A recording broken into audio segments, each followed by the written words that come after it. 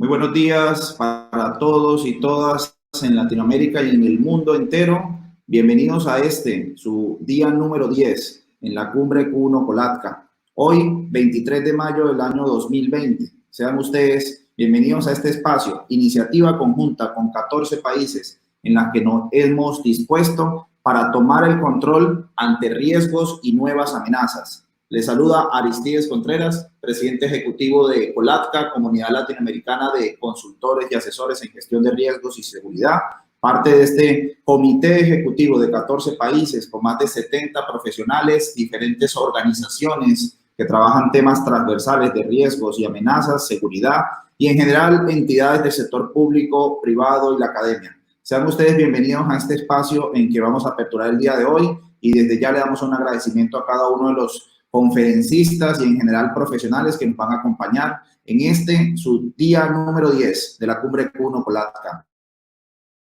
América Latina en un mismo lugar. Sean ustedes bienvenidos.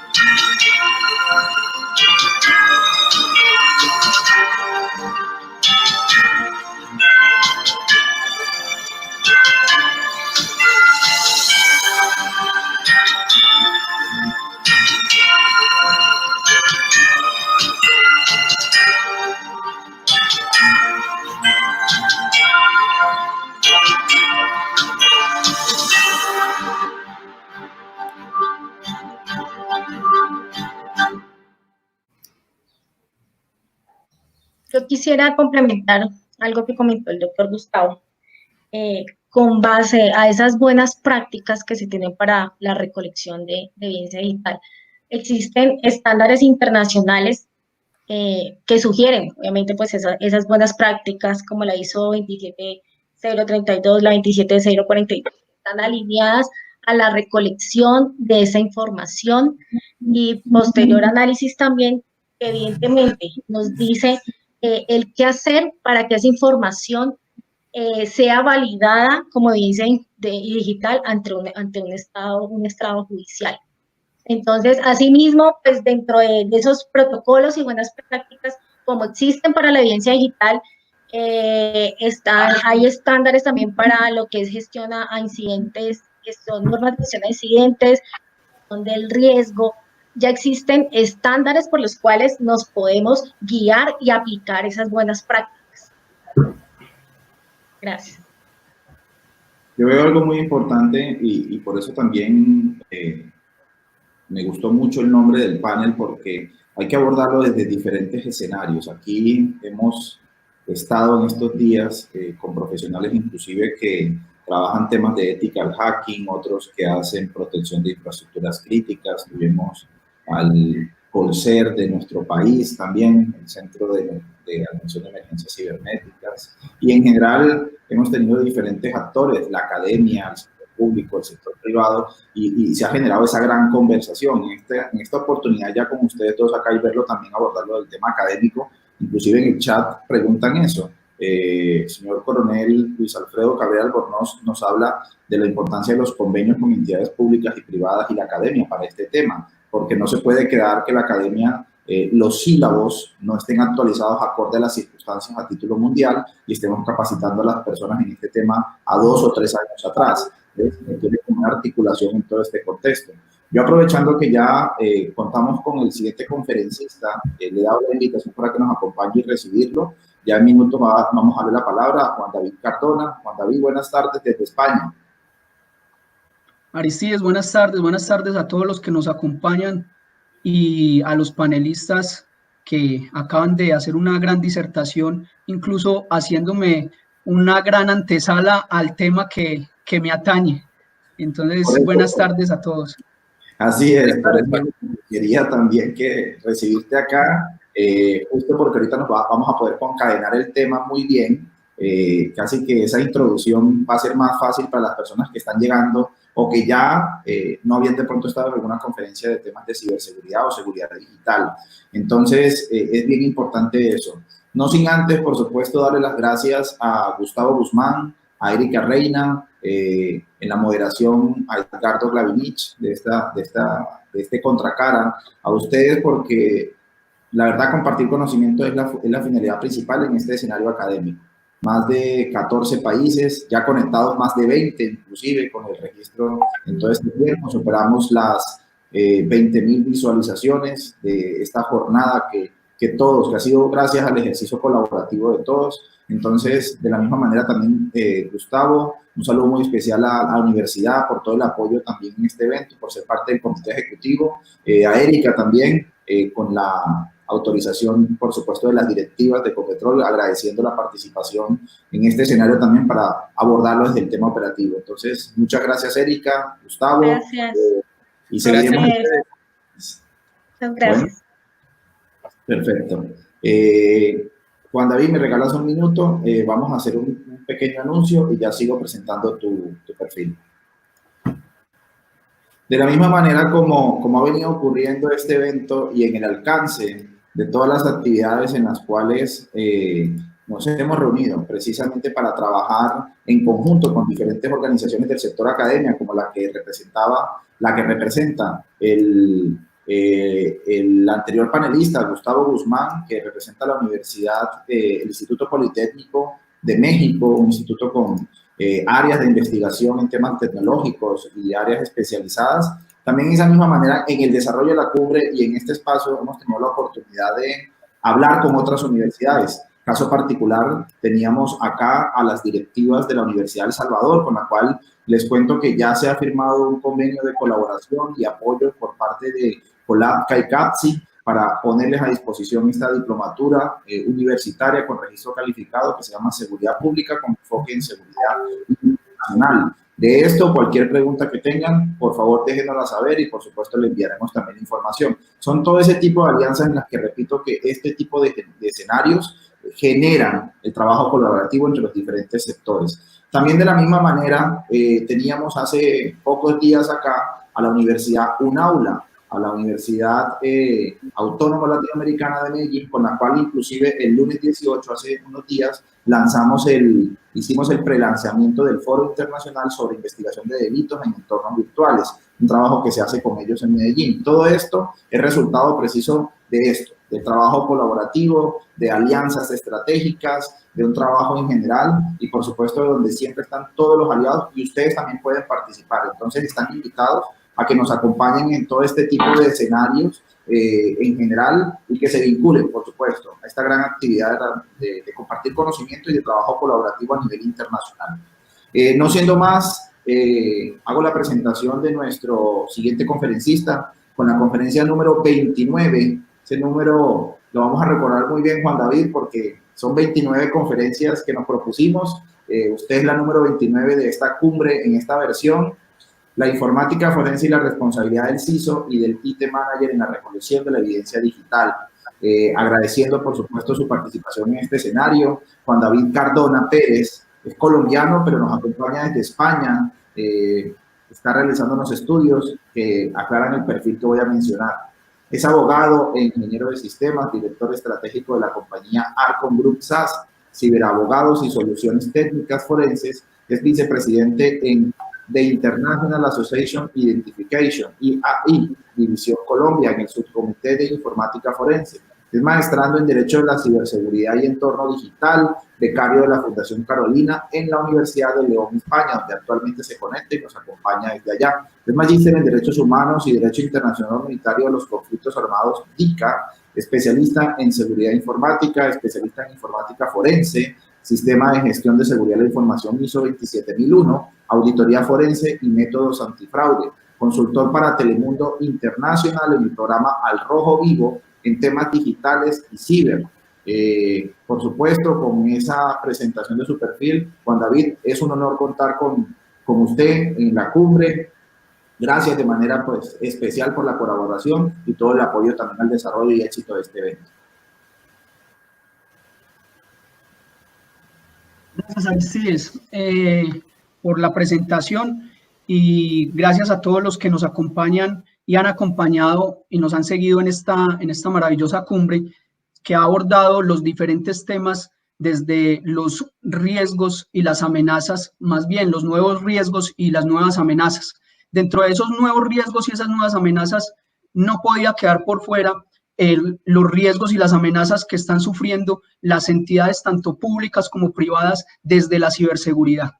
Y aún así, si tenemos en cuenta no solamente las entidades públicas y las privadas, sino nosotros que somos los nuevos combatientes en este nuevo campo de batalla, si lo vemos desde el ámbito estratégico y de la inteligencia, como lo hablaban los anteriores conferencistas, los anteriores panelistas, desde la inteligencia estratégica, si lo abordamos desde ese punto de vista, en ese nuevo campo de batalla, como quinto campo de batalla que surge en el ciberespacio, somos nosotros los nuevos combatientes.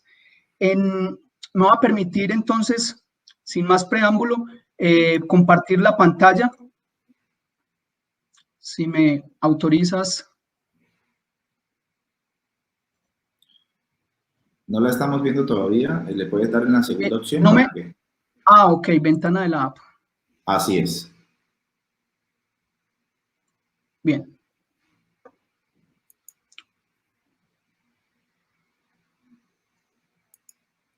Seleccionas el PowerPoint para que no selecciones el otro.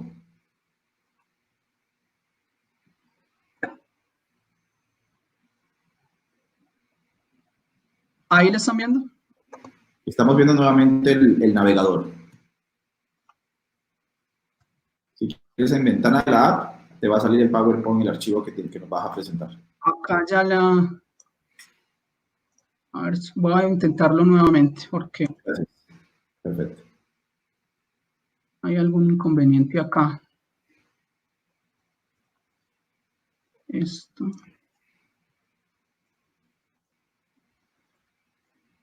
Perfecto, ventana de la app. Así es. Ahí seleccionas el PowerPoint y le dices compartir. Pero no me deja seleccionar el PowerPoint, ok. ¿Tienes abierto el archivo en estos momentos? Sí. Ok. Ahora sí. Ah, bueno, perfecto. Ahora sí ya lo ven. Así es, ya le puedes dar modo presentar también para que lo veamos más amplio. Perfecto. Aquí lo estamos viendo muy bien. Bien. Nuevos riesgos, yo le he cambiado, me he permitido a último momento cambiarle el título y agregarle algunos apartes, nuevos riesgos y amenazas para el CIO y el CISO. Ya vamos a ver qué es eso del CIO y el CISO para quienes no estén ambientados, aunque mayormente las personas que nos acompañan hacen parte de todos estos temas informáticos. Frente a los delitos e incidentes informáticos y su responsabilidad en la recolección de la evidencia digital, una evidencia digital de la cual hacían referencia nuestros anteriores panelistas, Erika Alexandra y el doctor, se me pasa el nombre, qué pena, frente a esa responsabilidad y en las empresas, ¿quién tiene esa responsabilidad? ¿Quién la tiene? ¿La tiene el CIO o la tiene el CISO? ¿Y quiénes son esos dos personajes que aparecen dentro de estos nuevos ámbitos y en estos nuevos escenarios de la ciberseguridad? Bien, vamos a iniciar.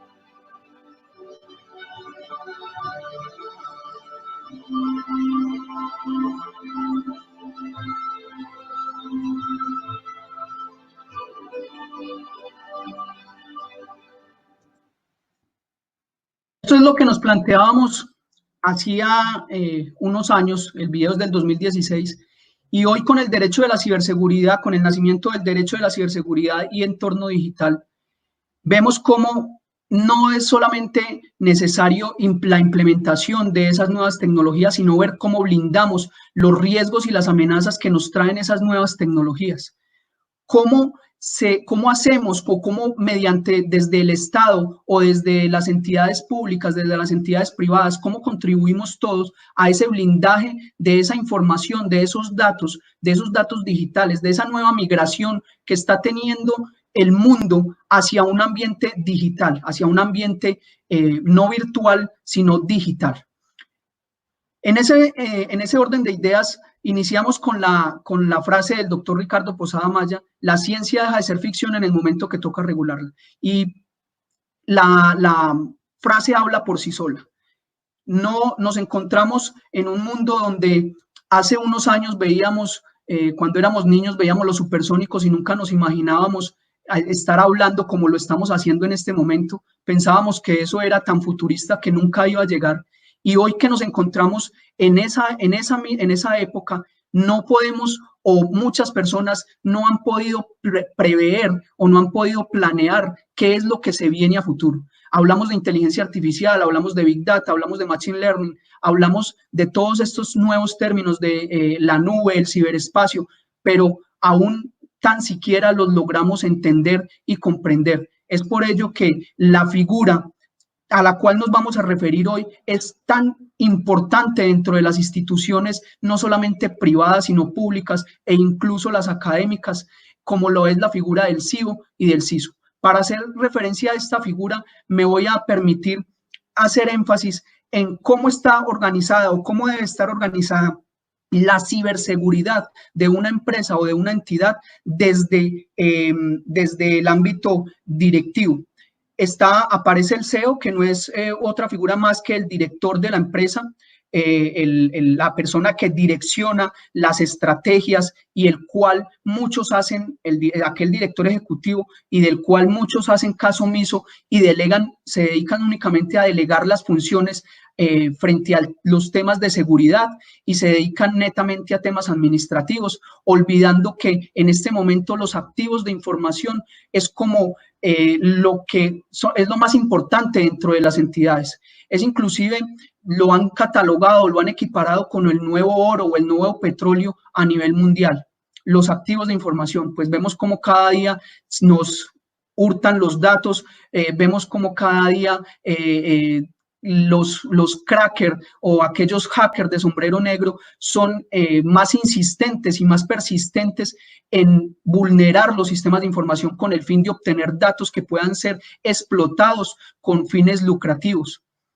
Entonces, dentro de esa figura aparece el CIO, que es el director de las tecnologías de la información, y en la cual muchas entidades que tienen y deberían tener la capacidad de no solamente contar con que es lo que se equipara al IT manager, teniendo la capacidad de contar no solamente con esta persona, sino con el CISO, que ya lo vamos a ver a continuación, delega en este funcionario o en este empleado, delega todas las funciones, no solamente de la implementación de las nuevas tecnologías, del funcionamiento de esas tecnologías, sino también de la seguridad que esas tecnologías deben de tener para el buen funcionamiento de las empresas. Aparece entonces en el medio entre el CIO y el CISO, aparece el CSO. Ambos son cargos directivos, tanto el CIO como el CISO. Dependiendo cómo se organice la empresa o dependiendo el core del negocio de la empresa, pues deberemos entenderlo como si son independientes o si en muchas entidades, sobre todo en las grandes entidades, incluso el CIO hace parte del equipo el CISO hace parte del equipo del CIO, en el entendido que el CISO, como ya nos lo anticipaba la ingeniera Erika, es aquellas personas o aquel grupo encargado de buscar las vulnerabilidades y atender los incidentes de seguridad de las empresas. Ahí es donde aparecen y donde nacen y donde se sostienen los dos equipos de los cuales hablaba Erika Alexandra, el Blue Team y el Red Team. Allí, en cabeza del CISO, es donde se hacen todos esos análisis de vulnerabilidades de todas las herramientas y de todas las tecnologías que están en cabeza del CIO. Por consiguiente, el CISO y el CIO es un matrimonio, lo mencionaba una gran compañera, es un matrimonio que no puede estar discutiendo ni puede estar peleado, y es lo que de pronto no han entendido muchas entidades, que empiezan a echar culpas el uno al otro cuando los dos tienen que estar articulados, porque finalmente las políticas que vienen a implementar en cabeza del CEO con la anuencia del CSO, que el CSO o el Chief Security Officer, que es el responsable de toda la seguridad corporativa, no solamente de la ciberseguridad, sino de la seguridad física, la seguridad tecnológica, y para ello, y también entendiendo que esta persona hace parte del comité de seguridad y del cibercomité dentro de las entidades, esta persona viene a jugar un papel importante porque muchas veces hace las veces del delegado del delegado de protección de datos, y lo llevamos al ámbito de la protección de los datos, que también lo vamos a mencionar. Y es como aquella persona, aquel asesor en el cual el CEO, por sus múltiples ocupaciones, delega las funciones para que esté en contacto con el CIO y con el CISO y le lleve las nuevas propuestas y dé soluciones frente a las incidencias, frente a los riesgos y frente a las amenazas y a las vulnerabilidades que se están presentando dentro de la entidad. Aparece entonces el CISO, ya lo mencionábamos, es en cabeza de él, en el que recae toda la responsabilidad adelantándome un poquito, frente a la recolección de la evidencia digital. Y esa recolección de la evidencia digital se debe de hacer mediante el uso de algunas herramientas de informática forense y siguiendo unos protocolos, que es como está articulada la charla, en 3 partes, donde vamos a tocar los protocolos, es decir, la parte legal que rige a estas personas, porque dirán, bueno, ¿y por qué en mí? ¿Y por qué no en el CIO? ¿Y por qué nos obliga a nosotros a cumplir esa recolección de esa evidencia? ¿Y qué pasa si no cumplimos con la recolección de esa evidencia? ¿Qué consecuencias jurídicas podemos tener? Pero más allá de eso, también debemos de entender la parte técnica, que por eso es lo que hablaba el anterior también con Tertulio, que es esa interacción que debe de haber entre el derecho y la informática, las nuevas tecnologías, cómo los nuevos abogados ya no deberán ser abogados, sino ciberabogados, entendiendo el derecho informático ya no solamente como la contratación a través de los medios electrónicos, sino entendiendo el derecho desde la mitigación de los riesgos que se debe y las consecuencias que esto conlleva. Acá hago referencia a 2 figuras, solamente por mencionarlas: el CTO, que hace parte también del equipo del CIO y es aquel responsable de la implementación de las tecnologías, es un cargo un poco más técnico, y aparece una nueva figura, desconocido casi para la gran mayoría, que es el CDO. Y ese CDO nace después de que nace en la Unión Europea el Reglamento General de Protección de Datos y en España la Ley Orgánica de Protección de Datos 3/2018. Nace mediante esa figura de la necesidad de proteger los datos y la información de las personas, de los clientes y de los proveedores de la información y de las empresas. ¿Por qué? Porque inicialmente el responsable de los datos, ahora vamos a pasar a hablar de ya no de la ciberseguridad, sino de los datos y la información, el responsable de los datos según el Reglamento General de Protección de Datos, y si nos trasladamos o lo traslapamos o lo llevamos a la legislación colombiana, en la Ley 1581 del 2012, la Ley de Protección de Datos, nos hacen referencia al responsable y al delegado de los datos, pero no hacen referencia en esa ley, que fue lo que siento que quedó ahí como medio coja, no hacen referencia a cuáles son las responsabilidades de cada uno de ellos. Previendo un poco esto y teniendo en cuenta el Reglamento General de Protección de Datos, que sí trae específico quién es el responsable de los datos, el responsable de los datos es el que puede disponer de los datos, el que dice qué se hace con un dato, si se borra, si no se borra, si se cancela, si no se cancela, o si se modifica o no se modifica. Ese responsable es en cabeza de él, es decir, en este caso sería del CEO, en el que cae toda la responsabilidad jurídica, tanto civil como penal. Entendiendo la responsabilidad penal, en Colombia no hay aún responsabilidad penal de la persona jurídica, pero eso no es por mucho tiempo y ya vamos a ver por qué. Ya la va a empezar a tener. Y por eso se hace tan importante esta figura, porque para librar esa responsabilidad y no crearle una nueva responsabilidad al CEO, el CEO entonces contrata o delega esa responsabilidad en el CDO. Bien, hablemos entonces de amenazas y riesgos. Las amenazas hacen referencia entonces a la probabilidad de que se realice o se ejecute un evento sobre el activo que es vulnerable. Acá hablamos de amenazas y hablamos de riesgos, pero nos faltó uno, que es la vulnerabilidad. ¿Qué es la vulnerabilidad? Es esa predisposición que lleva intrínseca al activo o los activos de información a sufrir un daño debido a posibles causas que pueden ser externas o internas, es decir, que pueden ser cometidas o ejecutadas o vulneradas por cibercriminales o ciberdelincuentes externos que no están dentro de la entidad, o internos, es decir, lo que conocemos como inside user. Bien, entonces, a partir del concepto de amenazas, entonces vemos que hay dos amenazas que son, resumen el concepto de amenaza en la industria, y en todos los campos, que es la fuga de datos e información y la manipulación o interrupción operativa. De ahí se desprenden unos riesgos, que los riesgos son aquellas probabilidades de que se manifiesten ciertas consecuencias que en todo caso van a estar ligadas tanto a las amenazas como a las vulnerabilidades.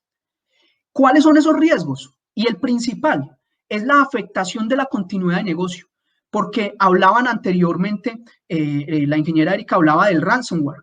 ¿Qué es el ransomware? Es un malware o un virus, alguien hacía la pregunta en el chat, lo vi, es un virus que implantan en un dispositivo con el fin de secuestrar la información. Entonces ya no hay necesidad de exponerse, de un delincuente exponerse a secuestrar a una persona, sino que ahora lo que vale no es la persona, sino los activos de información. Entonces, si le secuestran la información a una entidad, supongamos que sea una entidad, no sé, del gobierno o cualquier entidad, que le secuestren su información contable, pues se van a ver afectados los pagos de los empleados, se va a ver afectada la nómina y por consiguiente la continuidad del negocio se va a ver afectada, generando grandes pérdidas para las entidades. Esto no lo han entendido muchas entidades, y es así como han sufrido, y hasta no sufrirlo no lo creen.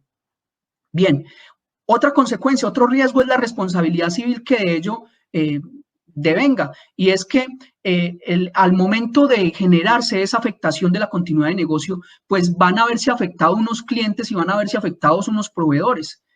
por lo cual se van a venir unas demandas civiles que van a desencadenar en pagos de grandes sumas de dinero a esas personas. Pero además entonces aparece la responsabilidad penal de la persona jurídica.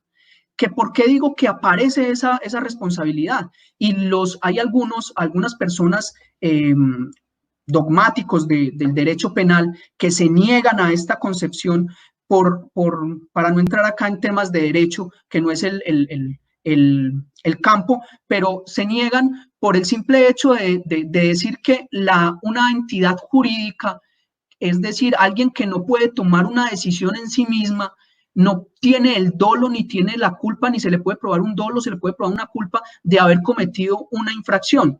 Pero resulta que el Convenio de Budapest, al cual nos vamos a referir a continuación, trae esa responsabilidad penal y obliga a los estados parte de ese convenio a implementar, por lo menos dentro de su normatividad interna, la responsabilidad penal de la persona jurídica para los delitos informáticos que estén contemplados tanto en el Convenio de Budapest como en la normatividad interna. Acá estoy tocando varios temas que cuando llegue a las diapositivas las voy a ir saltando. Bien, entonces vemos que esas amenazas de fugas de información, de datos de información y esa manipulación o interrupción operativa que se da mediante los ataques que ejecutan los ciberdelincuentes son dadas por medio o son tipificadas en un delito informático, que no es otra cosa más que la conducta criminal que mediante su realización hace uso de la tecnología electrónica.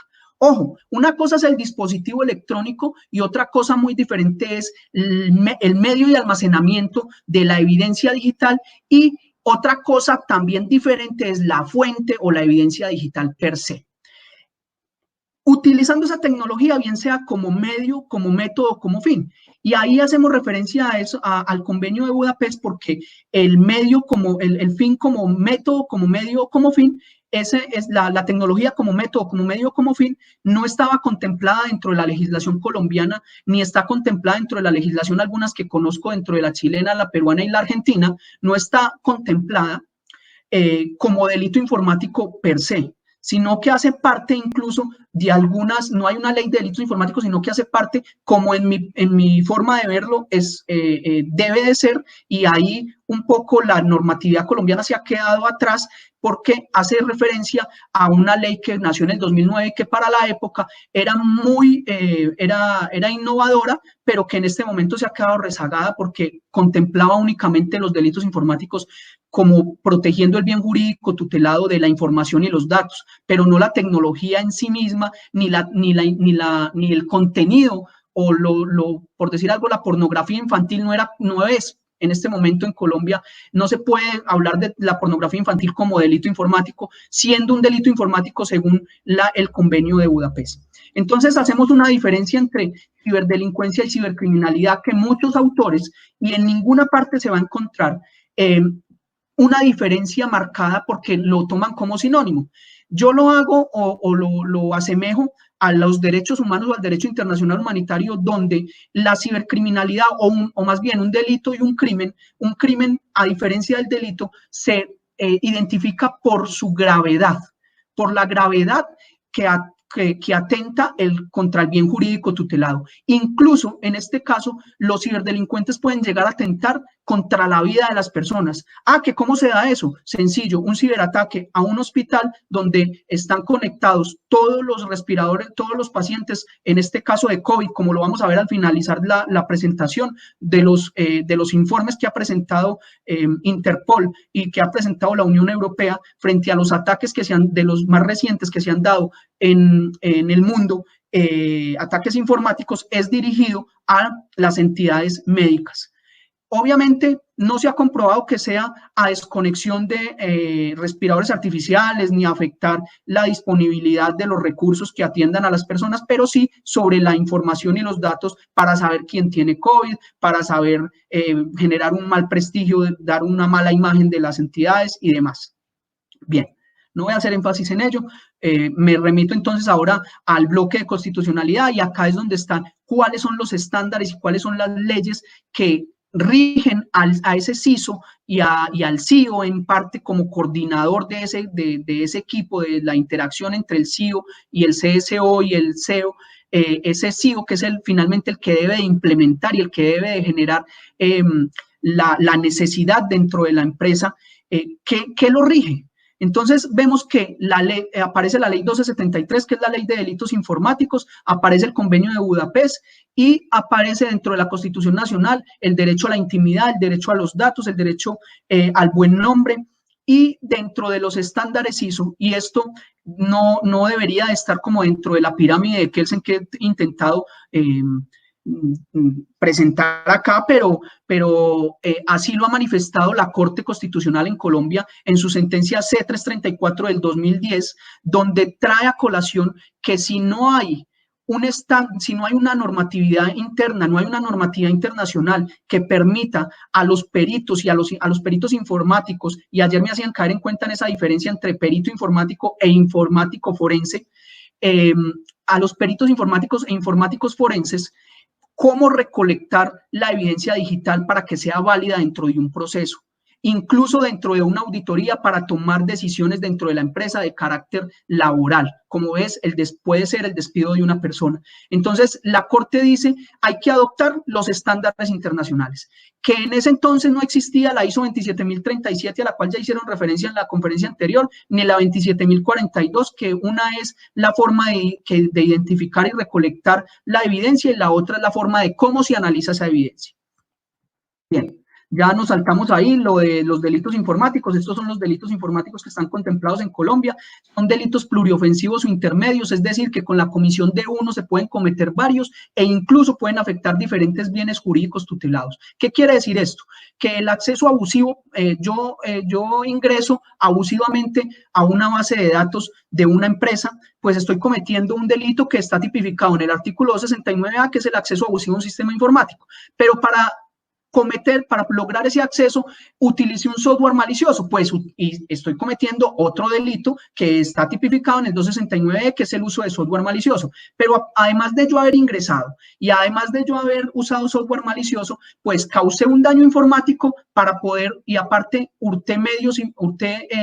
realicé un hurto por medios informáticos semejantes. Es decir, cometí 4 delitos donde bien los puedo concursar o bien los puedo tipificar en uno solo, que fue el más grave, que fue el hurto por medios informáticos y semejantes, que es el que se pondera como similar al hurto normal, dependiendo, claro está, de la cuantía y demás, allí entramos ya a un tema penal que no me compete en esta charla, pero pues es para que entiendan que con la comisión de delitos informáticos se pueden afectar varios bienes jurídicos. Bien, entonces llega el convenio de Budapest, y este convenio sí es supremamente importante para que lo entiendan los CISO y lo deben de conocer desde toda la cadena directiva, desde el CEO hasta el CISO. ¿Por qué? Porque es lo que obliga internacionalmente a los estados parte a mantener la disponibilidad. Recordemos las características de la información. Debe ser disponible, íntegra y se me pasa la siguiente. Disponibilidad, integridad y, bueno, se las debo. En el segundo eje de este convenio nos dice que la información o la evidencia digital siempre debe estar disponible por lo menos por un periodo de 6 meses, por si el Estado, porque recordemos que los delitos informáticos ahora ya no se cometen como se cometían antes, los delitos comunes, donde yo puedo iniciar el delito en Colombia, pero lo puedo culminar en la China, en España o en Italia. Es decir, yo, mediante el uso de un sistema informático, accedo a una base de datos que no está en ese sistema informático ni está alojado en Colombia, sino que está alojado en el exterior, y hurto la información de ese sistema informático. El convenio de Budapest antes no se sabía por extraterritorialidad, que es la siguiente. Esta ley ya la vimos, la 1581. Bueno, a detener acá un poquito. Teniendo en cuenta ese segundo eje, entonces nos dice que por la extraterritorialidad de la norma no podíamos entrar a juzgar ese hurto que se produjo en España porque el delito no se cometió en Colombia. Pues el convenio de Budapest nos dice que la evidencia digital es ubicua, es decir, que tiene ese don de la ubicuidad que se puede, si se recolecta en Colombia, a pesar de que esté alojada en España, pues va a ser válido en Colombia. Pero España también puede reclamar competencia y decir yo voy a investigar acá, y Colombia tendrá la obligación, como la va a tener también España si Colombia es el que inicia la acción, de trasladarse mutuamente y compartirse en la evidencia. ¿Y dónde va a recaer esa evidencia? Pues mediante los incidentes que van a manejar los CISOs. Acabo de ir un poco más rápido porque se va agotando el tiempo y el tema es bastante extenso. La ley 1581, que ya hice relación a ella, no, vamos a revisar el artículo 10 y el artículo 8. El artículo 10 para hacer referencia a cuáles son los casos en los que necesita la autorización, y acá esta responsabilidad inicialmente va a recaer en el CEO, que si no han adoptado la implementación o no han contratado un CDO, que es el encargado de los, que es va a ser el responsable a jugar a la figura del responsable de datos, pues va a recaer en el CEO. Y el CEO va a ser, con base en el artículo 10º y en el artículo 8º, quien va a tener que tomar las decisiones de manejar esa información y esos datos. ¿Qué otra normativa exige? Más que normativa es una política de seguridad digital, pero que es lo único que en este momento cuenta Colombia. Es una crítica que se ha venido haciendo y que agradezco de verdad por estos espacios, porque permiten construir y elevar las propuestas al alto gobierno para que se legisle en torno a tanto a políticas públicas, como no solamente se queden políticas públicas, sino que vayan de la mano con la norma.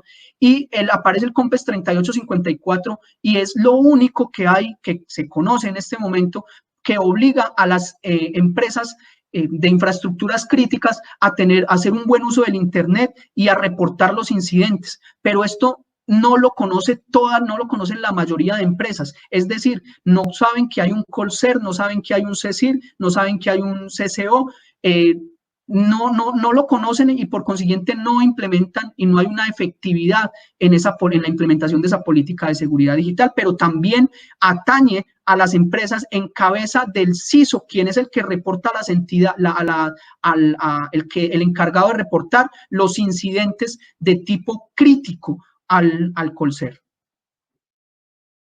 Características de la delincuencia, solamente las voy a mencionar: la rapidez de su comisión, la distancia entre la acción versus el resultado, y que difícilmente se va a conocer a su autor, porque pues los ciberdelincuentes obviamente navegan mediante la red Tor, es decir, mediante la Deep Web, o sea, debajo por la red oscura, donde no va a quedar rastro, difícilmente va a quedar rastro.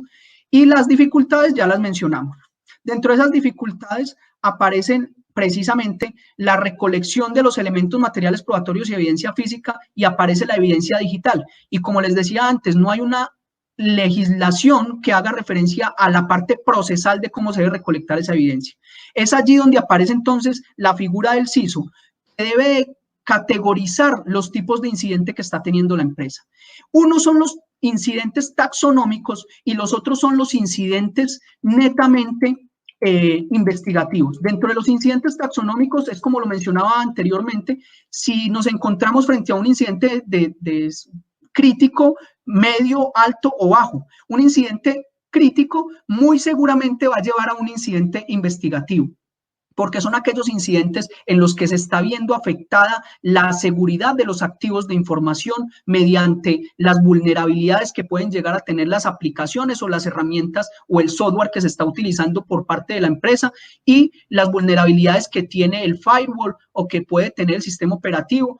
Y ahí aparecen dentro de esos incidentes taxonómicos, los incidentes bajos o medios, que son aquellos meramente ilustrativos, que les dicen, mire, hace falta una actualización en el sistema operativo, hace falta una actualización en el firewall y demás. Y aparecen entonces los que sí son graves. Estos taxonómicos no van a requerir de una recolección de la evidencia digital, pero los investigativos sí. ¿Por qué requieren de una recolección de la evidencia digital? Primero, porque pueden atentar contra la imagen corporativa. Lo inicial es que se va a tipificar un delito. pero si no lo quieren, y eso ya va a ser, en los bancos se da mucho, y es que por conservar la buena imagen, llegan mediante el reporte que hace el CISO al CSO o al CEO, y luego lo escalan al CSO y luego al CEO. En ese escalamiento se toman decisiones, y en esas decisiones se decide si se va a interponer una denuncia o no se va a interponer denuncia, o simplemente ese incidente lo que permitió fue una alteración o vulneración de una base de datos y ya está identificado, que es lo que sigue acá, que es lo que busca solucionar el CISO y el CEO, que es quién realizó esa vulneración. Y acá hacemos referencia desde el ámbito de la inteligencia estratégica, hacemos referencia a los EI o elementos esenciales de la información o elementos esenciales de la inteligencia, es decir, preguntarnos el quién, cómo, cuándo, dónde y por qué. Y acá el eventualmente va a ser el por qué, acá el quién ejecutó eso. Entonces vamos a ver si fue externo o interno. Cuando se ejecutó, entonces van a haber unos logs de auditoría que se tienen que aportar y que se van a tener que recolectar, dónde se ejecutó, si fue en la red LAN, si fue dentro de la empresa o si fue mediante un ataque externo. Para ello, entonces, el CISO deberá, con su equipo de Red Team, de realizar unas prácticas de ethical hacking en caja negra, caja gris y caja blanca, es decir, las vulnerabilidades externas, las vulnerabilidades internas y las que pueden confluir, y el cómo se ejecutó y eventualmente el por qué se ejecutó, cuál era el fin último de ese ciberdelincuente. Pasamos entonces a la evidencia digital, entendiendo las características de la evidencia digital como la volatilidad, conocida por todos, es decir, se presenta en este momento y a los 2 segundos ya puede no estar. Por eso es tan importante la función de ese equipo Blue Team, que finalmente sería el encargado de recolectar esos incidentes como elemento, como evidencia digital. Es alterable, modificable y eliminable. Bien, y pasamos. ¿Cómo entonces, o mediante qué herramientas o cómo vamos a lograr poder recolectar eso? Pues aparece la solución como la informática forense, entendiendo la informática forense, así la define el FBI. No me gusta mucho la definición porque simplemente hace referencia a un tema que es preservar, obtener y presentar los datos que han sido procesados electrónicamente y guardados en un medio computacional, es decir, solamente hacen referencia al medio computacional. Yo lo amplío un poco más y no solamente me voy a obtener y preservar, sino a recuperar, porque recordemos que la información se puede recuperar, pero no nos ganamos nada recuperando la información, es decir, lo que ya se eliminó lo podemos recuperar mediante la informática forense y sus herramientas y con una buena técnica, pero no nos ganamos nada recuperando esa información si no sabemos para qué la vamos a utilizar, y ahí es donde está la importancia del análisis, que lo rige la ISO 27042. Es decir, entonces, que las características de la informática forense se dan basadas en unas tecnologías, como una técnica nueva dentro de las ciencias forenses y criminalísticas, que sirve como herramienta para esa investigación y que cumple una función orientadora para la toma de decisiones, como ya lo vimos, pero que aparte nos permite recuperar esos datos que posiblemente fuimos víctima de un ransomware. Entonces, con herramientas forenses y con un buen conocimiento del equipo técnico y de ingenieros y técnicos y tecnólogos, pues podamos realizar esa recuperación de esos datos. Aparte, entonces, aparecen dentro de dentro de la informática forense, ¿cuáles son los medios de almacenamiento físico donde puede aparecer esa evidencia digital? Porque una cosa es el dispositivo electrónico, como lo mencioné, otra cosa es el medio de almacenamiento físico, y entonces la evidencia digital no va a ser ni el computador, ni va a ser el servidor, ni va a ser el smartwatch, ni el smart TV, sino que van a ser lo que está contenido dentro de los medios de almacenamiento de la prueba. Ni siquiera el disco duro va a ser la evidencia digital, que es un error que cometemos muy constantemente y que comete la Fiscalía General de la Nación dentro de sus pericias muy seguido, que es decir, someter a cadena de custodia el disco duro y decir, mire, acá está la evidencia digital como disco duro, Y la cadena de custodia de la evidencia digital no es la que conocemos todo, que ya la vamos a ver. Entonces, acá vienen los grandes retos, que son los sistemas de almacenamiento en la nube, entendiendo la nube como la virtualidad, y la virtualidad como un reflejo de lo que puede ser real llevado a un mundo digital donde lo físico es a lo que tenemos acceso, pero eso a lo que tenemos acceso ya no va a ser necesario transportarlo en una USB, en un disco duro, sino que va a bastar con tener una conexión a Internet para poder tener acceso a esa información que hemos alojado en algún lugar del mundo, pero que no sabemos dónde es, pero que físicamente debe estar alojado en algún lado. Y es ahí donde vienen los grandes retos, que por tiempo no los voy a tocar. ¿Cuáles son entonces esas evidencias digitales? Pues los logs de auditoría, los correos electrónicos, los WhatsApp, las conversaciones de WhatsApp, los datos volátiles, los ficheros, la metadata. Me excusan que no pueda focalizar y explicar cada uno de ellos, pero bueno, ahí los dejo para que ustedes los puedan consultar. Los grandes retos que trae para el CISO son las nuevas tecnologías de la información y en especial el Internet de las cosas, como vamos a ver en el video final. ¿Por qué son los grandes retos? Porque no hay nada dicho, y acá aprovecho para hacerle publicidad a la ingeniera Erika Alexandra, quien está muy juiciosa, trabajando en su tesis de maestría frente a la forma de cómo se debe recolectar la evidencia digital en la nube. Porque si no había nada de cómo se debe recolectar la evidencia digital, o más o menos había algo que eran los estándares ISO 27037 y 42 en los medios físicos, pues en la nube peor, no lo hay. Desde Arcon Group hemos desarrollado algunas herramientas o alguna metodología y protocolos para recolectar correos electrónicos y otras situaciones con el uso de algunas herramientas informáticas, pero no hay nada escrito, y desde la IAI, desde el Subcomité de Informática Forense, trabajamos para poder desarrollar una certificación tanto para informáticos forenses como para peritos forenses, que muy pronto les vamos a compartir. Bien, para finalizar entonces les voy a dar algunas herramientas forenses. Estas son pagas, y acá para que tomen el pantallazo o le tomen la fotografía, estas son herramientas forenses de software libre o GNU. Y en estos 3 minutos que me quedan, vamos a hacer referencia al FACASTAL, el rótulo y la cadena de custodia, y la cadena de custodia de la evidencia digital, que es el hash. El hash es lo que garantiza la integridad de la evidencia digital. Esto ya lo vimos. Y los 5 dolores de cabeza del cumplimiento del CIO, no del CISO, sino del CIO, son los planes de cumplimiento, las herramientas que el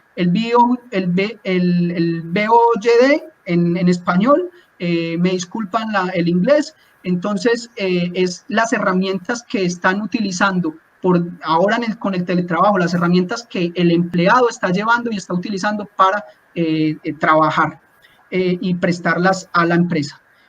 Estas son las 5 dolores de cabeza. Y por último, 4 recomendaciones que ya la ingeniera Erika Alexandra hizo referencia, y acá el video que les prometí, y con esto termino. Muchas gracias por su atención.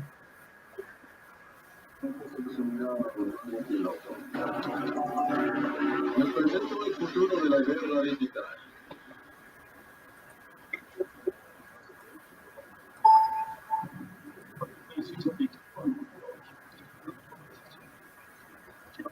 Sistema de armas primero. Es un placer formar parte de eso.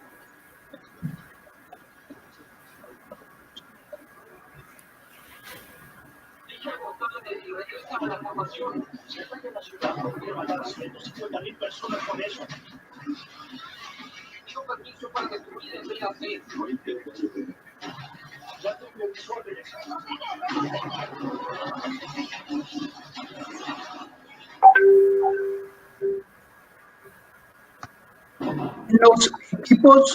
En los equipos autónomos o dotados de inteligencia artificial, ¿quién es el responsable?